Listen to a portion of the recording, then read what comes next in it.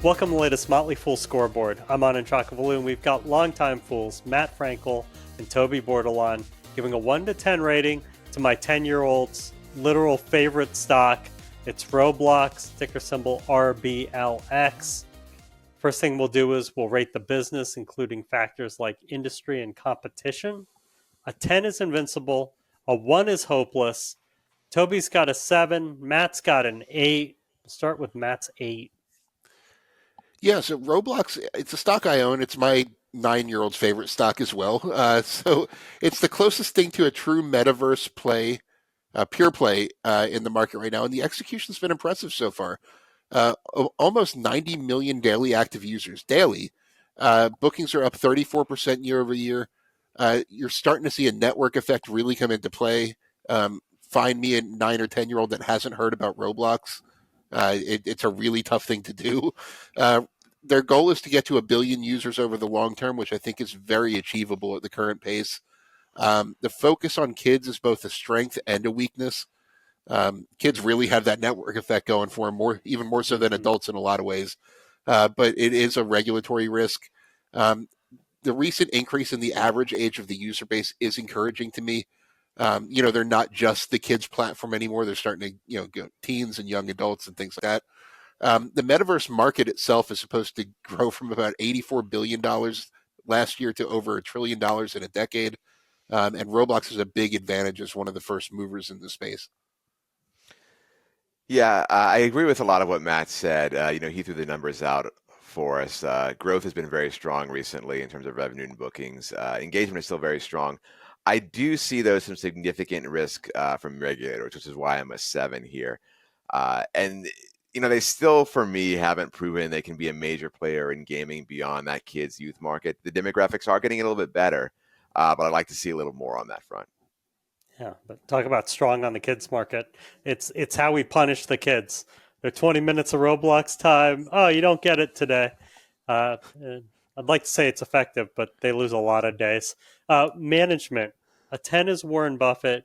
A 1 is Homer Simpson. Once again, Toby's got a 7. Matt's got an 8. Matt, prove the 8 case. Well, it's a founder-led business, and for a founder to scale a platform like this from 0 to 90 million users, you really can't argue with that. There are some concerns. Shareholder communication was one for a while. I'd love to see management figure out how to pay people without giving away so much stock. As we've mentioned before, I'm the stock-based comp police, and they would definitely get a ticket from me. But I have to give them at least an 8 just because of how well they've executed so far. Yeah, just a 7 for me here. They have done a good job on this business, getting to where it needs to be. I do like that. But it's hard for me to get too excited about the management team right now. Matt noted those shareholder communication problems in the early days. That really stood out for me as maybe a team that isn't quite where it needs to be and isn't quite sure of how to operate a public company, though it has gotten a little better. My impression, though, is that they're still not yet proven. So I'm going to reserve a little bit of judgment there for a little bit still. Quick question, Matt, for the stock-based compensation police. Is there a certain level or threshold where you get fined? Well, think of it this way: if you're increasing your share count by say 8 or 9% a year with stock-based comp, like Roblox has, you have to earn that. You have to produce returns of that much to just break even.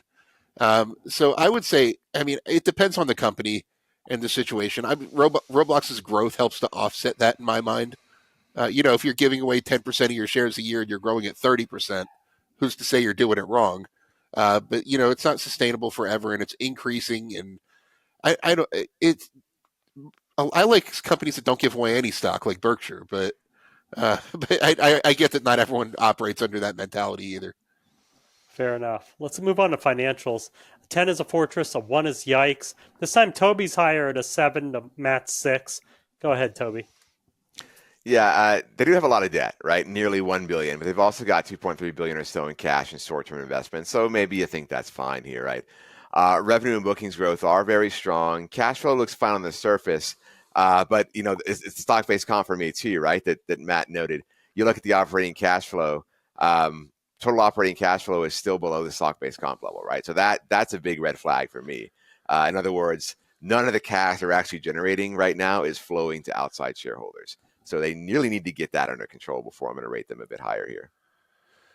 Yeah, just to put the numbers in perspective, an annual rate of stock-based comp of more than $1 billion. And if they could just get that in line, if they can get rid of stock-based comp, they could pay off their debt in a year.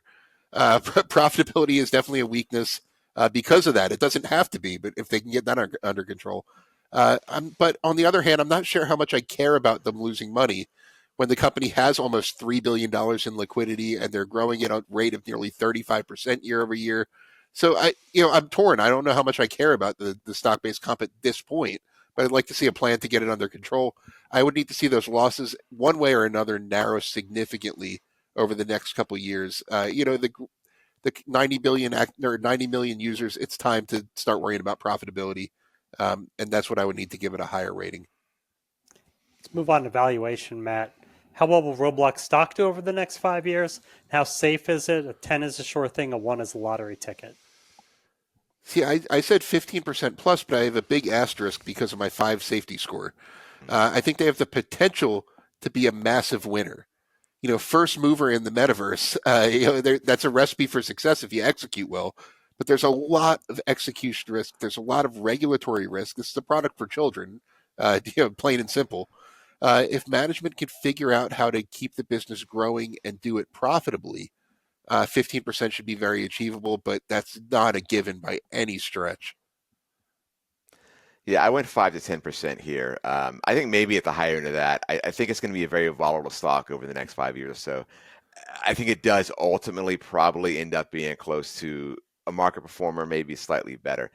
Safety score is 6, a little bit better with Matt, but for a lot of the reasons he mentions, that the regulatory risk is a big deal for me. See, and I can't envision any scenario where Roblox just does okay. And that's right. Yeah, I hear you. Time for everyone's favorite topic. Matt, is there a company in Roblox's space you like more? Well, I own a small position in Roblox. I like Nintendo best in the gaming space right now. I love that they're starting to monetize its intellectual property. It's like an early stage Disney almost. They're making I didn't know if you're aware that Nintendo's building amusement parks just based on its intellectual property in a lot of different areas of the world. So I think that's a really interesting gaming play right now, and one that's less controversial, if I'm being honest. Yeah, I went with Microsoft here for the gaming side. Minecraft is a sort of competitor here, right? My kids, they're playing Roblox, they're playing Minecraft, right? It's one of those two. But I think Microsoft is just a better all-around gaming company. More diversity there, more robustness, more appeal to a wider range of age group and demographics, especially after this Activision deal that they surprisingly got through the regulators. Well, thank you to both Toby and to Matt. They've given Roblox a decent overall score of 6.9 out of 10. It's a little lower than the 7.7 Sunmeet Deo and Jason Hall gave it last time. Chalk that up to different panelists there. But interesting in either case, 6.9, 7.7, both pretty solid. Look out for a new scoreboard every market day at 7 p.m. Eastern. Next up is MicroStrategy. That'll be a very, very interesting scoreboard. Till then, Fool on.